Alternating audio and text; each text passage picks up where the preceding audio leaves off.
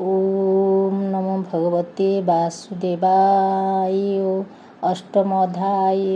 शौनक उवाच। शौनक पूछे तो समने सुतदेवଙ୍କ सन्निधाने। हे सुत हुଅ चिरंजीवी परम साधुगण सेवी। पुराण बक्ता तुम्भे श्रेष्ठ आम्भे मायारे पड़ी नष्ट। अगाध समुद्रे भ्रमित अंधकारे पड़ी मोहित। संसार कृपारे पड़िलु निस्तार पथकु हुडिलु। एथु आम्भकु उद्धारिब संसार पार कराइब। मार्कंडेय आयुष बाणी जगत जन मुखु शुणी।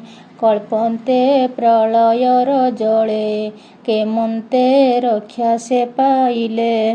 जगत जेउ विष्णु ठारे जन्म उत्पत्ति लय धरे। से विष्णु दर्शने केमन्ते पाइले मारकंड अन्ते। से आम्भ भृंगु ऋषि वंशे जन्मे से मृकुंडक अंशे। से एकार्णव जले पूर्ण एकाकी कले संतरण। एक पुरुष बट फुटे देखिले आपना निकटे। अंगुष्ठी प्रमाणे पुरुष से बट स्फुटे पत्रे बास। एहांक नाम धरी राई मिलिले तांक पासे जाई। बालक गर्भर भितरे ऋषि पशिले प्रलୟରେ। से प्रलयरु रक्षा पाई गर्भे अनेक दिन थाई। बालक रूपी से पुरुष ताहांक नाम गुण किस। आम्भर मनरे संशय से कथा आम्भ आगे कह। ए महा कुतूहल कथा छेद संशय मनो व्यथा। तुम्भे परम जोगी जेणु कुशल पुराण रे तेणु। एमन्ते शौनक बाणी सुत कहन्ति ताहा शुणी। सुत उवाच।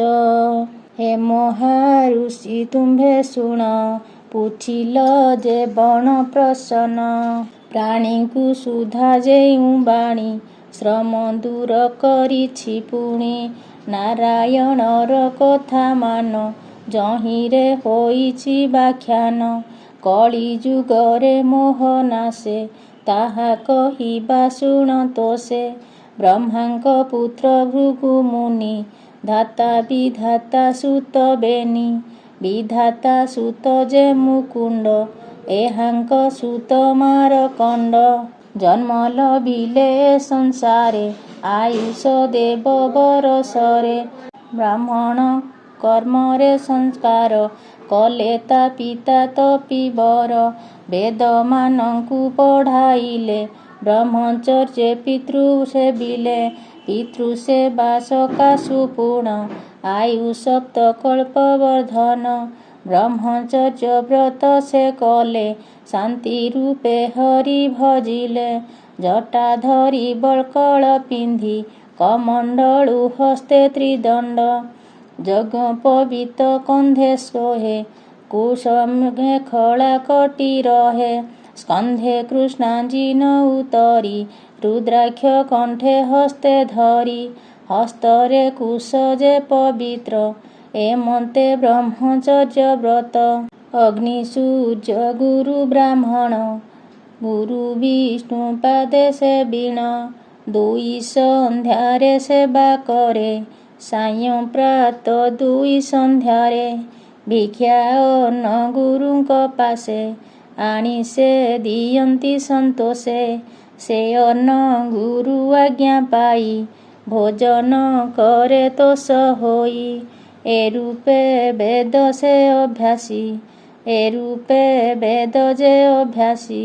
अन्यथा हुए उपवासी ବେଦ ଅଧ୍ୟୟନ ଏମନ୍ତେ 10 ଗୋଟି ବତ୍ସର ଗତେ। ସେ ବାସୁଦେବ ଆରାଧନା ଧ୍ୟାନେ ଧଇଲେ ଧାରଣା। ଏମନ୍ତେ ମୃତ୍ୟୁକୁ ଜିଣିଲେ ଯେଣୁ ନାରାୟଣ ଜାଣିଲେ। ବ୍ରହ୍ମା ମହେଶ ଭୃଙ୍ଗୁ ଦକ୍ଷ ପିତୃଭୂତାଦି ଗଣ ରକ୍ଷ।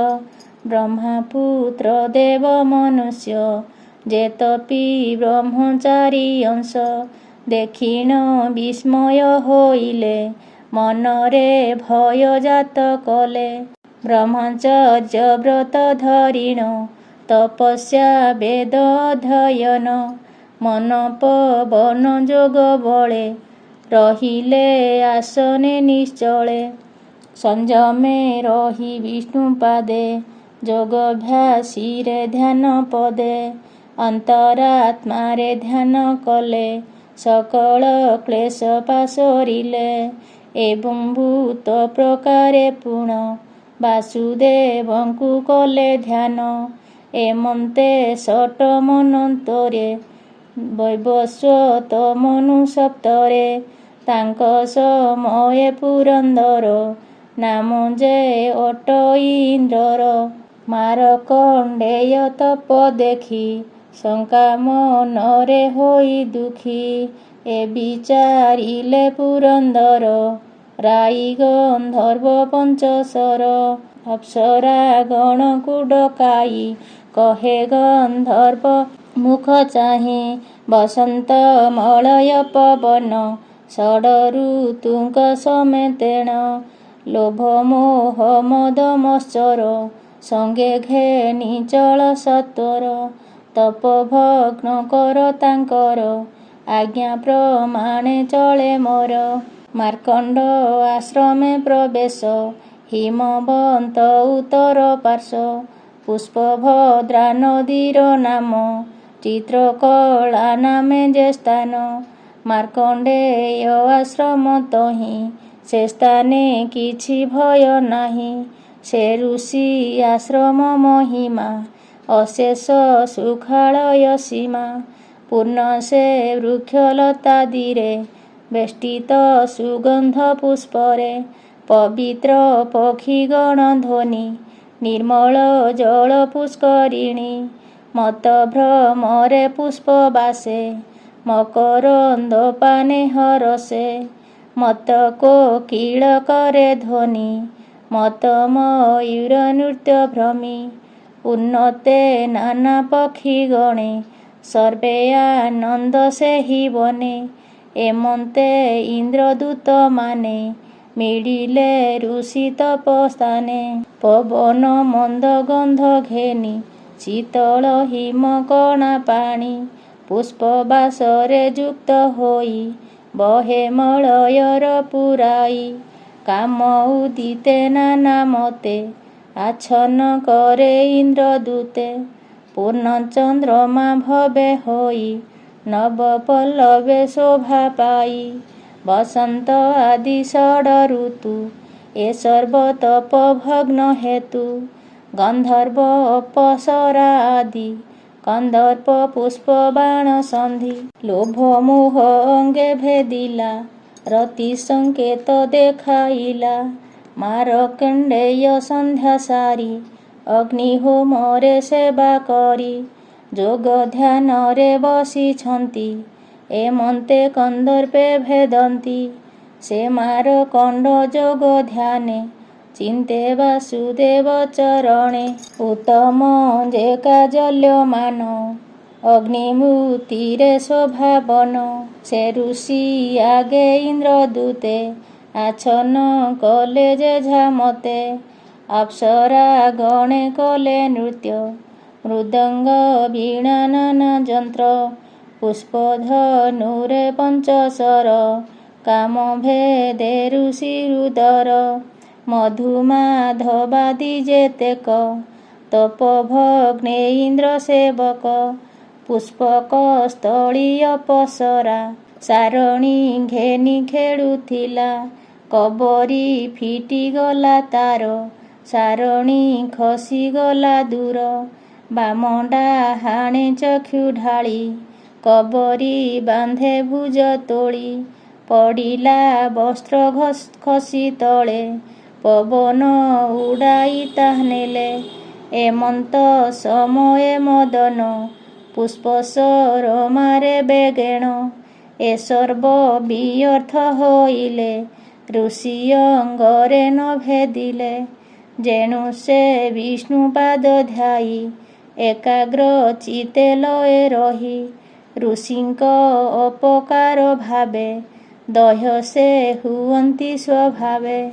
ଏଣୁ ସତରେ ଲେଉଟିଲେ, ସାପକୁ ଭୟ କରି ଗଲେ। ସର୍ପ ଚାହିଁ ଭୟ ଯେସନେ, ମିଳିଲେ ଇନ୍ଦ୍ରର ଭୁବନେ। ଏମନ୍ତେ ଇନ୍ଦ୍ର ଆଗେ କହି, ସେ ଗୁଣେ ମୁନି ଖେଦ ନାହିଁ। ଗୋବିନ୍ଦ ଚରଣ ଧ୍ୟାନରେ, ଲେଶ ମାତ୍ରକ ନ ପାଇଲେ। ଯାନାମ ହୃଦୟରେ ଭାବି, ଜନ୍ମ ମୃତ୍ୟୁ ଭୟ ନ ଲିଭି। ସଂସାରୁ ଦୁସ୍ତରୁ ତରଇ, ସେ ତାଙ୍କୁ ନିବଗ୍ନେ ଭଜଇ। ତା ପାଦେ ହୃଦେ ଧ୍ୟାଉଥିଲେ, ଏଣୁ ସେ ବିଘ୍ନ ନ ବାଧିଲେ। ଏ ବଡ଼ ବିଚିତ୍ର ନୁହଁଇ, ଯାଚିତ ବିଷ୍ଣୁ ପାଦେ ଧ୍ୟାଇ। କାମାନ୍ଦି ଯେତେ ଦେବଗଣ, କହିଲେ ଇନ୍ଦ୍ରର ଆଗେଣ। ସକ୍ରତା ଶୁଣି ନ ଜାଣିଲେ, ବଡ଼ ବିସ୍ମୟ ମନେ ହେଲେ। ଏମନ୍ତ ପ୍ରକାରେ ସେ ଋଷି, ବାସୁଦେବ ଚିତ୍ତ ନିବେଶି। ତପସା ଧନେ ସଂଯତରେ, ସୁସଜ ଭାବ ହିଁ ମତରେ। ଏମନ୍ତ ଭକ୍ତି ତାର ଜାଣି, ସେ ବାସୁଦେବ ଚକ୍ରପାଣି। ଅନୁଗ୍ରହ ତାହାକୁ କଲେ, ନର ନାରାୟଣ ହୋଇଲେ। ଦର୍ଶନ ଦେଲେ ମାର୍କଣ୍ଡରେ, ଶୁକ୍ଳ କୃଷ୍ଣ ଦୁଇ ବର୍ଣ୍ଣରେ। ନବୀନ ପଦ୍ମପାଦ ଅକ୍ଷ, ଚତୁର୍ଭୁଜ ହୃଦେ ଶିବଶ୍ଚ। ଚକ୍ଷୁ ବିକଟ ପଦ୍ମପ୍ରାୟେ, ବନମାଳାଏ ହୃଦେ ଶୋହେ। ବକଳ କୃଷ୍ଣାଜିନ ପିନ୍ଧି, ତପଚାରୀ ବେଶେ ଆନନ୍ଦୀ। ଉତ୍ତରୀ ସ୍କନ୍ଧେ ସୁଶୋଭନ, ହସ୍ତରେ ପବିତ୍ର ଗ୍ରହଣ। ତ୍ରିଗୁଣ ପଇତା କଣ୍ଠରେ, ପଦ୍ମ ରୁଦ୍ରାକ୍ଷ ହୃଦୟରେ। ସ୍ୱଭାବ ତପସ୍ୱୀ ବେଶରେ, ବିଦ୍ୱତ ପ୍ରାୟ ଜଟା ଶିରେ। ଆଜାନୁଲମ୍ବେ ବେଣୀ ଭୁଜ, ଏମନ୍ତ ରୂପେ ଦେବରାଜ। ଦେବତା ମାନବେ ପୂଜିତ, ପ୍ରବେଶ ମାର୍କଣ୍ଡେୟାଗ୍ରତ। ସେ ନର ନାରାୟଣ ଦେଖି, ମାର୍କଣ୍ଡ ଆସନ ଉପେକ୍ଷି। ସାଷ୍ଟାଙ୍ଗେ ପ୍ରଣମି ଚରଣେ, ଦଣ୍ଡବତ ସ୍ତୁତି ବଚନେ। ତାଙ୍କ ଦର୍ଶନ ଆନନ୍ଦରେ, ରୋମ ଉଦ୍ଗମ ପ୍ରେମ ଭରେ। ଆତ୍ମା ଇନ୍ଦ୍ରିୟ ଗଣ ମନ, ଚକ୍ଷୁ ଲୋତକେ ହୋଇ ପୂର୍ଣ୍ଣ। ତାଙ୍କ ଜ୍ୟୋତିରେ ତେଜ ଦେଖି, ସମର୍ଥ ନୁହଁଇ ଯେ ଆଖି। ମନ ଉତ୍ସୁକେ କୃତାଞ୍ଜଳି, ଆଲିଙ୍ଗନ ପ୍ରାୟ ପ୍ରସାରି। ନମୋ ନମୋ ବଚନେ ସ୍ତୁତି, ଗଦ ଗଦେ ବାଣୀ ଭାସନ୍ତି। ଉତ୍ତମ ଆସନେ ବସାଇ, ଚରଣ ଧୋଇଣ ପିୟଇ। ଶିର ଗାତ୍ରେ ସେବନ କରି, ଷଡ଼ର୍ଘ୍ୟେ ପୂଜାଚରି। ଚନ୍ଦନ ଧୂପ ଦୀପ ପୁଷ୍ପ, ପୂଜିଲେ ମୃକୁଣ୍ଡକ ଶିଷ୍ୟ। ସନ୍ତୋଷେ ପ୍ରସନ୍ନ ବଦନ, ହୋଇଲେ ନର ନାରାୟଣ। ମୁନି ଯେ ଦଣ୍ଡବତ ପୁଣି, ବିଷ୍ଣୁ ତୋଷଣ ଶ୍ରୁତି ଭଣି।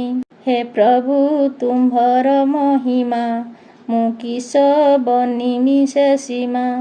ଯାହାର ଅଂଶୁ ପ୍ରାଣୀମାନେ, ପ୍ରବେଶ ସୃଷ୍ଟି ସରଜନେ। ସେ ଦେହେ ପ୍ରବେଶ ହୋଇଣ, ମନ ଇନ୍ଦ୍ରିୟ ଗଣମାନ। ସଂସାର ଚେଷ୍ଟା କରୁଛନ୍ତି, ସର୍ବ ଅନୁଭବ କରନ୍ତି। ଯହିଁ ଜୀବ ରୂପେ ଥାଇଣ, ଅନୁଭବ ତୁମ୍ଭ ଭାବେଣ। ଏ ଦୁଇ ରୂପ ଯେ ତୁମ୍ଭର, ତଲକ୍ୟ ଜ୍ଞାନର ଈଶ୍ୱର। ପ୍ରାଣିଜନ ମୃତ୍ୟୁ ନାଶନେ, ବସିଛ ବଦରିକାଶ୍ରମେ। ନାନା ରୂପେ ପ୍ରାଣୀ ସର୍ଜନ, କରିଣ ସର୍ବଠାରୁ ଭିନ୍ନ। ଓନନାଭିଶ୍ରୁତ ଯେ ସନ, ଗୃହକର୍ମ ସଂହାର ମାନ। ଏ ଭାବେ ଜଗତ ପ୍ରଚରି, ମାୟା ଘେନି ସେହୁ ବିହରି। ସଂସାରେ ଥାନ୍ତି ଯେଉଁମାନେ, ନିତ୍ୟ ଭଜନ୍ତି ତୋ ଚରଣେ। ଏକାଗ୍ରେ ତୋ ପାଦେ ଭଜନ୍ତି, ଜନ୍ମ ମୃତ୍ୟୁରୁ ତରି ଯାନ୍ତି। ଯେ ତୁମ୍ଭ ମାୟା ପାର ହୋଇ, ସେ ତୁମ୍ଭ ଚରଣ ସେବଇ। ତୋର ଚରଣ ଆଶ୍ରା ବିନୁ, ନତରେ ଏ ଭବ ବନ୍ଧନୁ। ଅଜ୍ଞାନ ସଂସାର ନରତ, ଜାଣି ଭଜିଲେ ଯୋଗୀ ପଥ। ବ୍ରହ୍ମା ତୁମ୍ଭ ଦେଲା ସମ୍ପତ୍ତି, ଭୋଗ ସେ କରୁ ଯେ ଅଛନ୍ତି। ଦୁଇ ପରାର୍ଦ୍ଧ ଆୟୁ ହୋଇ, ତାସିରେ କାଳ ବସିଥାଇ। ସମୟେ ତାକୁ ସଂହରଇ, ଏମନ୍ତେ ବଧ ମହାମାଇ। ଏଥେ ପ୍ରାଣୀ ଜଡ଼ି ଅଛନ୍ତି, ତୋତେ ଅଜ୍ଞାନେ ନ ଜାଣନ୍ତି। ସମସ୍ତେ ମୋ ଚରଣ ଆସେ, ଏ ମାୟା ବନ୍ଧନେ ନ ମିଶେ।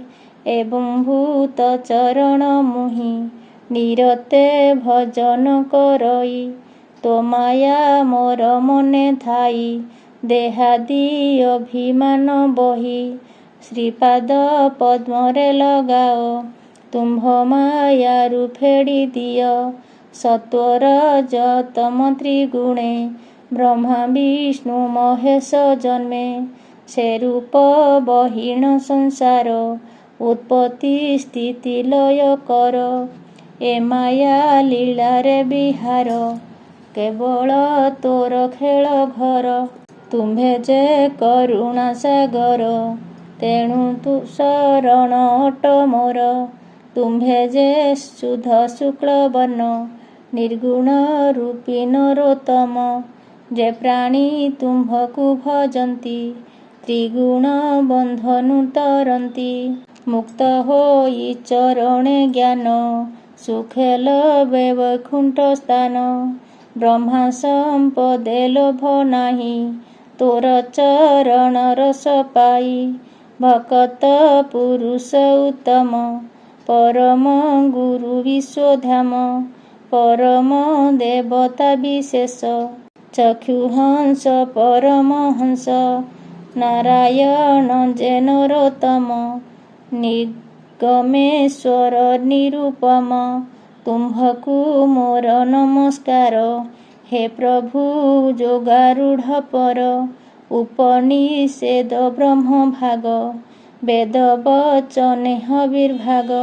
ବେଦ ଯେ ନାମ ଭଜୁଛନ୍ତି, ଯଶ କର୍ମ ଭାବେଣ ସ୍ତୁତି।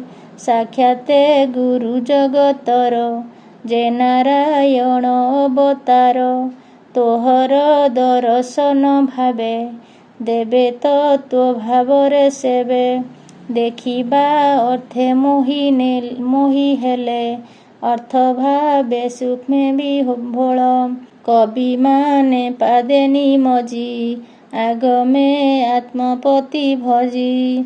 ଅଷ୍ଟାଙ୍ଗ ଯୋଗ ସାଧନରେ, ଦର୍ଶନ ଅର୍ଥେ ଯତ୍ନ କରେ।